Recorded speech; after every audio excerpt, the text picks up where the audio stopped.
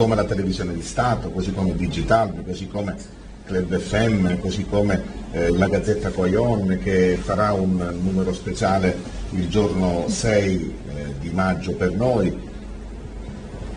Njëkohësisht nuk mund të lë pa përmendur këtu edhe radio televizionin shqiptar, pra publik, njëkohësisht do të vënë duke edhe Digitalin ose mediat e tjera, të cilat janë partnerë. Dua të theksoj që Gazeta Coyon do të nxjerrë një suplement në datën 6 maj me 18 faqe ku do të jetë dedikuar vetëm Shqipëria është kulturë.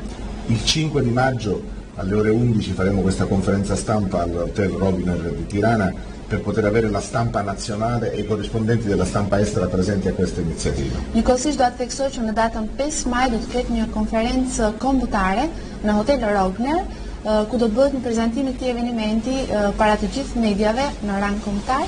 E il 6 mattina invece, sempre alle 11, faremo qui una conferenza stampa per la stampa locale per poter dare le ultime informazioni prima dell'apertura. Dhe natyrisht një konferencë shtypi do të jetë edhe për median lokale, por kjo një ditë më pas, pra në datën 6 në orën 11 në qytetin e Fierit. Perché questo è importante?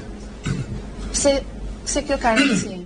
Perché il ruolo fondamentale è quello della stampa di comunicare alla cittadinanza di Fier, al territorio albanese, che questo è il progetto pilota per il turismo culturale. Sepse është pikërisht detyrë e mediave që të transmetojë publikut të gjerë, pra të gjithë atyre që ata i ndjekin, të shpjegojnë se çfarë do të thotë të bësh një eveniment të tillë që ka një qëllim, pra zhvillimin e turizmit kultural. Siamo chiari, il futuro dell'Albania passa per la crescita del turismo.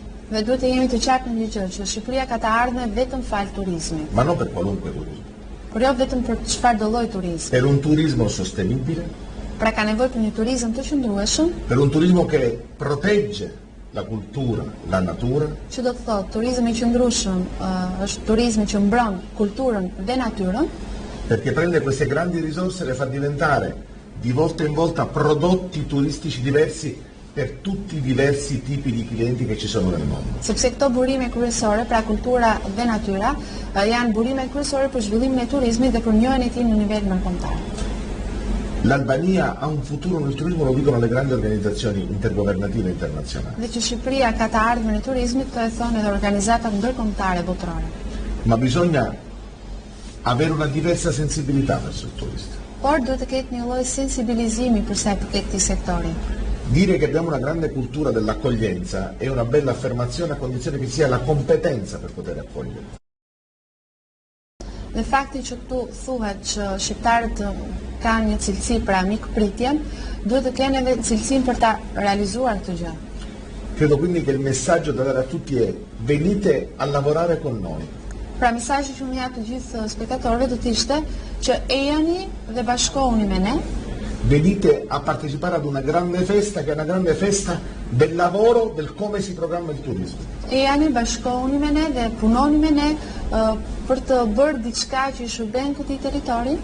Venite perché 4 giorni di festa saranno anche 4 giorni di relazioni con moltissimi relatori internazionali, con gruppi artistici internazionali e con il meglio che offre la gioventù e la produzione culturale contemporanea albanese. Pra ejani dhe bashkohuni në këtë eveniment, sepse aty do të keni mundësi të kontaktoni me të gjithë relatorët e huaj, do të keni mundësi të njihni të gjithë të rinj shqiptarë, pra kulturën që ata sjellin.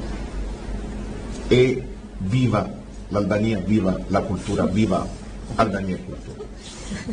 Pra sa më shumë jetë Shqipëria është kulturë dhe sa më shumë jetë Shqipërisë.